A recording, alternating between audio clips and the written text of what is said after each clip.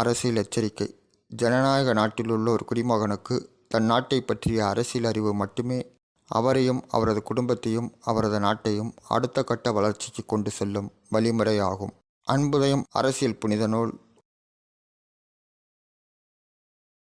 இந்திய குடியரசு நாட்டுக்கும் மக்களுக்கும் அன்புதயம் அரசியலை அர்ப்பணிக்கிறேன். எம். சுபாஷ் பாபு. எண்ணினிய அமெரிக்காவே, உலகமே சொந்தம் கொண்ட அன்புதயம் ஒரு உரிமையுடன் நான் வந்தேன். தவறை தவறென்று சுட்டிக்காட்ட வந்தவர்கள் என்றும் தயங்காத மாமணிகள் பாரதத்தின் மைந்தராவார். அமெரிக்க கட்டிடத்தில் குண்டுவீச்சு அந்த நாளில் அனைவருமே எதிர்த்திட்டோம். அத்துமீறி ஊடுருவல் எதிர்ப்புதனை அனைவருமே ஒருமுகமாய் காட்டிட்டோம். எண்ணினிய அமெரிக்காவே, ஏன் இந்த முடிவெடுத்தீர்? ஈராக் மீது உன் படையெடுப்பு எல்லளவும் நியாயமில்லை. அன்பை அடையாளம் காட்டி வரும் வேளையிலே, அன்பு வழி பாதையினை தேடி வரும் வேளையிலே, சமாதான கொடி பறக்க ஆசைப்படும் வேளையிலே போர்க்கொடியை தூக்கலாமா எண்ணினிய அமெரிக்காவே? சர்வதேச சமாதானம் பேசி பேசி என்ன பயன்? உலக அரங்கில் அன்பு வழி சொன்னதெல்லாம் வீண்தானா? ஈராக் மீது உன் படையெடுப்பு அத்துமீறியது என்கிறேன் நான். உம்பலத்தை காட்டிடவே தொடுத்த போர் இது என்கிறேன். வல்லரசு நாடு என்று உனக்கென்று பெருமை உண்டு. பெருமை சீரழிய போரை ஏன் தெரிவு செய்தீர்? போர் என்றால் இழப்பேதான், போர் என்றால் இழப்பேதான். வெற்றி பெற்று எந்த கோட்டை பிடித்துத்தான் ஆவதென்ன? ஒரு நாட்டின் தலையெழுத்து நிர்ணயிக்க உரிமை என்று போர் தொடுத்து வருகின்றீர். உடன்பாடு எமக்கில்லை. ஈராக் மக்களுக்கு சரியான பாதுகாப்பு என்று சொல்லி ஆட்சி மாற்றம் செய்வதற்கு நமக்கு என்ன உரிமை ஐயா? ஏவுகணைகள் வீசி வீசி நடக்கின்ற போர் இது. கட்டிடங்கள் தகர்த்துவிட்ட அவலத்தை தந்த போர். உயிர்களை பலியாக்கி துயரத்தை தந்த போர். இந்த நூற்றாண்டில் இந்த போர் பெரும் போராக்கி ஏன் வைத்தீர்? வீரத்தை காட்டிடவா ஆயுத அணிவகுப்பை நடத்துகின்றீர்? இதில் என்ன வீரமையா? பெருமைப்பட ஒன்றுமில்லை. ஈராக்கில் பேரழிவு யார் பொறுப்பு? நீங்கள்தான். திட்டமிட்டு குரல் கொடுத்து அமைதியைத்தான் குலைத்து விட்டீர். அபாய குரல் கொடுத்து அவலத்தை தந்துவிட்டீர். உலகுக்கு வெளிச்சம் போட்டு போரைத்தான் தொடங்கிவிட்டீர். அமெரிக்க போர்க்கப்பல் அணிவகுப்பு கம்பீரம் காட்டத்தானா?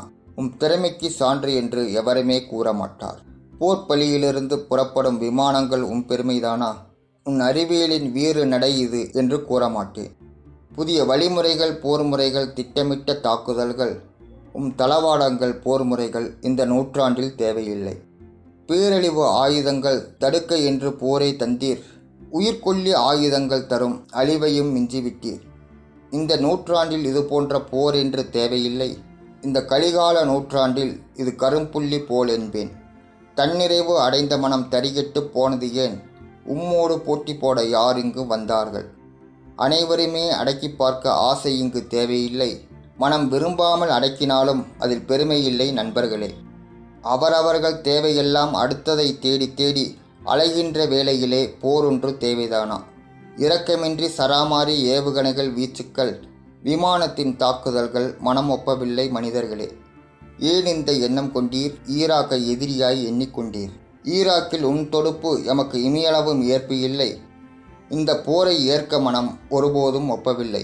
ஒரு நாட்டின் மீது தலையீடு எவருக்கும் தேவையில்லை. கெடு வைத்தீர், நாள் குறித்தீர், உலகமெல்லாம் அறிவித்தீர். அவசர கோலமாக போரை கையில் எடுத்து கொண்டீர். அதிபர் சதாமின் பிடியிலிருந்து அகற்றவே போர் என்கிறீர். கொடுங்கோல் ஆட்சி பீடம் மாற்றவே போர் என்கிறீர். ஈராக் நாட்டு மக்களின் மகிழ்ச்சியே குறிக்கோள் என்கிறீர். ஒரு நாட்டின் மக்கள் உரிமையில் தலையிடுவதற்கு நாம் யார்? என்னதான் நினைக்கின்றீர்? நாம் இந்த உலகத்தில் தான் இருக்கின்றோமா? இந்த உலகமே பலத்தை கண்டு மண்டியிட கேட்கின்றீரா? போர் அரைகுறையாய் வந்ததல்ல, திட்டமிட்டு வந்தது என்கிறீர். முன்கூட்டி கெடுவைத்து சொன்னபடி வந்தது என்கிறீர். மக்கள் மீது குறிவைத்து போரை நாங்கள் தொடுக்க மாட்டோம். மக்கள் அழிவில்லாத போர் செய்து வெற்றி பெறுவீர் என்கிறீர்கள். போருக்கு தெரியுமா உங்கள் வாக்குறுதி, உறுதிமொழி? போன உயிர்கள் திரும்புமா? அழிவில்லாமல் போரா? அழிந்தவை மீண்டும் வருமா? தீவிரவாதம் ஆதரிக்கும் அதிபர் சதாம் விலகவே இந்த போர் என்கிறீர். ஒன்றுபட்ட நிலையான சுதந்திர ஈராக்கே குறிக்கோள் என்கிறீர். நிலையான ஆட்சிக்குத்தான் இந்த தீர்க்கமான போர் என்கிறீர். ஈராக் மக்கள் கொண்டுள்ள அச்சுறுத்தலை போக்கவே இந்த போர் என்கிறீர். அடக்குமுறையால் பாதிக்கப்பட்டுள்ள முஸ்லிம் மக்களை ஆதரிக்கவே போர் என்கிறீர். போருக்கு காரணங்கள் எதுவாக இருந்தாலும், காரணங்கள் நேர்மையாக கற்பிக்கப்பட்டாலும் இந்த போர் எமக்கு உடன்பாடில்லை, வந்திருக்க தேவையில்லை. பற்றி எரியவா பாக்தாத் போரை நீங்கள் ஏன் தந்தீர்? பொதுமக்கள் பாதிக்காமல் பாதுகாப்பு நடவடிக்கை என்கிறீர்கள். பலியான உயிரை மீட்க மருத்துவம்தான் என்ன செய்யும்? உலக அமைதிக்கு இந்த போர் நடத்துகிறேன் என்கிறீர்கள். போர் தந்த அழிவு நாசம் உன் குறிக்கோளை தகர்க்கிறது. போர் அபாய ஒலிகள் கேட்டு மக்கள் படும் வேதனைகள், ஊசலாடும் மனித உயிர்கள், ஊசி முனை பாதுகாப்பில் கட்டிடங்கள் தீப்பிடித்து எரிகிறது.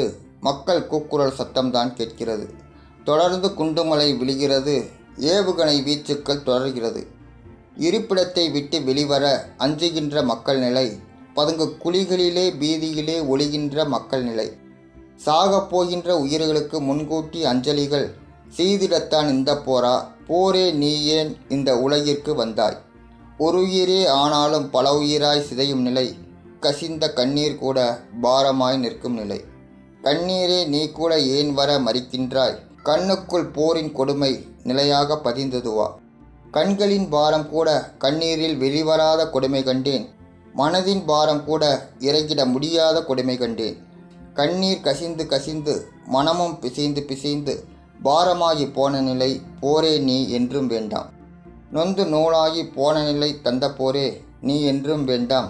நைந்து போன மனதை தந்த போரே நீ என்றும் வேண்டாம். உரிமையை எடுத்துக்கொண்டேன், குறைகள் சொல்வதாக எண்ண வேண்டாம். வேண்டியவர் என்று இல்லை, நடுநிலை தவறாத மனிதர் நாங்கள். எம்மதமும் சம்மதம்தான், அன்புதயத்தில் உள்ளதுதான். எவரையும் வெறுப்பதில்லை, ஏற்றமிகு பாரதம்தான். அனைவருமே விரும்பிடுவார், வெறுத்தாலும் விரும்பி நிற்பார். வெறுத்தேதான் நின்றாலே மனம் கோணாமல் ஒதுங்கிடுவார். ஒதுங்கியே நின்றாலும் சங்கடத்தில் ஆழ்த்த மாட்டார். அவரவர் உரிமை என்று ஒருவர் நிலைப்பாடு வெறுக்க மாட்டார். ஒருவர் நிலைப்பாடு தவறென்று நன்றாக தெரிந்தாலே மனம் விட்டு விமர்சனங்கள் கௌரவமாய் வெளியிடுவார். உலக வல்லரசு நாடுகளில் வல்லரசே நீங்கள்தான். விண்வெளி அறிவியலின் வியக்கத்தக்க சாதனைதான். நடுநிலை நாடு என்று பெருமை பெற்ற பாரதத்தின் அன்பிலே நெகிழ்ந்து நீங்கள் எப்போதும் நெருங்கி வர துடிக்கின்றீர். நேசத்தை தூற்றிவிட நீங்கள் ஒருபோதும் துணிய மாட்டீர். துணிய இடம் கொடுத்தாலும் உள்மனது விரும்பாது. எம் அன்பிலே நினைந்தவர்கள் எமை விட்டு விலக மாட்டார். என் அன்பிலே நினைந்த நீங்கள் எமை விட்டு விலக மாட்டீர். கொள்கை வழி பிரிவு என்று இருக்கும் நிலை வந்தாலும் எமக்கு எதிராக இருந்திடவே மனம் கூட விரும்பாது. விரும்பியும் விரும்பாமல் இருந்த நிலை வந்தபோதும் எந்நாளும் வெளிப்படையாய் நீங்கள் பாரதத்தை வெறுத்ததில்லை. விலகியும் விலகாமல் இருந்த நிலை வந்தபோதும் மனம் கசியும்படி ஒரு வார்த்தை நீ எந்நாளும் சொன்னதில்லை. எண்ணினிய அமெரிக்காவே, உம்மை எதிர்ப்பது எம் நோக்கமல்ல. எண்ணினிய அமெரிக்காவே, உம்மை ஆதரிக்க நம் தயாரில்லை. எம்மினிய அமெரிக்காவே, வாய்மூடி மௌனியாய் இருப்பதும் சரியென்று ஆகாது. எண்ணிய அமெரிக்காவே, போரை நாம் எதிர்க்கின்றோம். போர் ஆதரவு அணிகள் என்று ஒருபுறமாய் ஆதரவு நாடுகள், போர் எதிர்ப்பு அணிகள் என்று மறுபுறமாய் எதிர்ப்பு நாடுகள், நடுநிலை அணிகள் என்று அணி சேரா நாடுகள். இந்த 3 வகை மனநிலைகள் இந்த போர் தந்த பிரிவினைகள். எவ்வகை பின்னணிகள் எப்பிரிவில் இருந்தாலும் போர் எதிர்ப்பு குரல் ஒன்றே உலக சமாதான வித்தாகும்.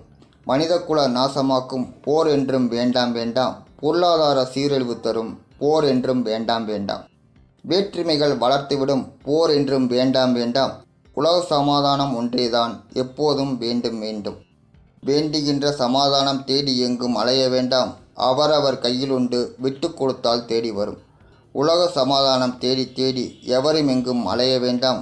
நம்மிடையே நம்மில் இருக்கும்போது ஏன் தேட வேண்டும்? விட்டு கொடுக்கும் மனப்பான்மை தருவது சமாதானம்.